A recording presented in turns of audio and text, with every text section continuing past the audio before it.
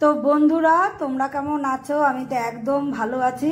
তো আজকে ডালের সাথে খাবো আমি আলুর বড়া। তো তোমাদেরকে চলো আলুর বড়ার রেসিপিটা দিয়ে দিই। এই আলুটাকে তোমরা সিদ্ধ করে নেবে। তো বন্ধুরা এখন আলুটাকে মাখার জন্য আমি আলু সিদ্ধটা নিয়ে নিলাম আর নিয়েছি একটা ম্যাগির মশলা। এখন এর মধ্যে দিয়ে দেবো স্বাদ মতো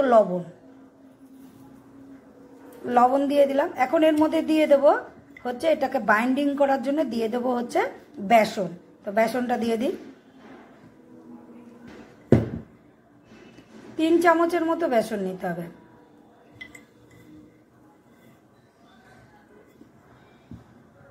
তো বেসন নিয়ে নিয়েছে এখন পুরো। এখন আমি কাঁচা লঙ্কাটাকে কি করব, কুচি কুচি করে কেটে দিয়ে দেবো। তো কাঁচা লঙ্কাটাকে কাঁচি দিয়ে কেটে দিয়ে দিই। তো কাঁচা লঙ্কাটা আমি কেটে নিই। তো বন্ধুরা কাঁচা লঙ্কাটা পুরো কাটা হয়ে গেছে। এখন আমি এটাকে খুব সুন্দর করে মেখে নেব। তা মেখে নিই। দেখো খুব সুন্দর করে কিন্তু আমি আলু সিদ্ধটাকে ম্যাগির মশলা, বেসন, কাঁচা লঙ্কা, লবণ দিয়ে খুব সুন্দর করে মেখে নিলাম। এখন যাব রান্নাঘরে, কড়াইয়ে তেল গরম করব, তারপরে ভেজে কিন্তু অবশ্যই তোমাদের দেখাবো। কড়াইয়ে তেল গরম হয়ে গেছে। এখন আমি সুন্দর করে এই যে আলুটা যে মেখে রেখেছিলাম সেই সুন্দর করে বড়াগুলো আমি এখন গরম তেলের মধ্যে দিয়ে দিচ্ছি। সুন্দর পকোড়ার মতো করে এরকম করে ছাড়বে, দেখবে দারুণ লাগে খেতে, দারুণ লাগে। খালি করে দেখো না একবার, তারপরে আমার কমেন্ট বক্সে লিখে জানিও কেমন লাগলো। খালি ম্যাগির মশলা দিতে হবে, ঠিক আছে? এখন আমি সুন্দর করে বড়াগুলোকে ভেজে নিই, তারপরে ফিরে আসছি। খুব সুন্দর হবে আর টেস্টি হয় না, দারুণ। তো বন্ধুরা এরকম সুন্দর লাল লাল করে ভেজে নেবে। তোমরা ইচ্ছা করলে এটা ডালের সঙ্গেও খেতে পারো, আবার সন্ধ্যাবেলা স্ন্যাক্স হিসাবেও খেতে পারো।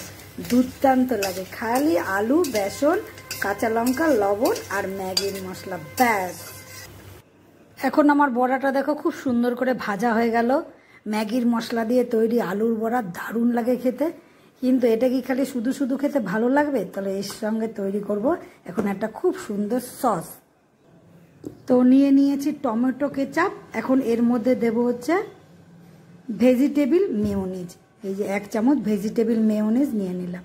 এখন দুটোকে খুব সুন্দর করে এরকম করে মিশিয়ে নেব। খুব সুন্দর করে মিশিয়ে নেব যাতে একে অপরের সঙ্গে একদম খুব সুন্দর করে মিশে যায়। তাহলে দেখো এই বড়ার সঙ্গে খাওয়ার জন্য খুব সুন্দর করে, হ্যাঁ, টমেটো কেচাপের সঙ্গে যদি একটুখানি তোমরা মেয়োনিজ মিশিয়ে নিতে পারো, সেটা ভেজিটেবিল হোক আর যাই হোক, তো দেখবে খুব সুন্দর একটা টেস্ট আসে। আর যে কোনো বড়ার সঙ্গে খেতেই কিন্তু দুর্দান্ত লাগে। তো বন্ধুরা ভিডিওটা কেমন লাগলো? ভিডিওটা ভালো লাগলে অবশ্যই ভালোবেসে সঙ্গে থেকো। আবার ফিরে আসবো আর একটা নতুন ভিডিওর সাথে। তো ততক্ষণের জন্য টাটা।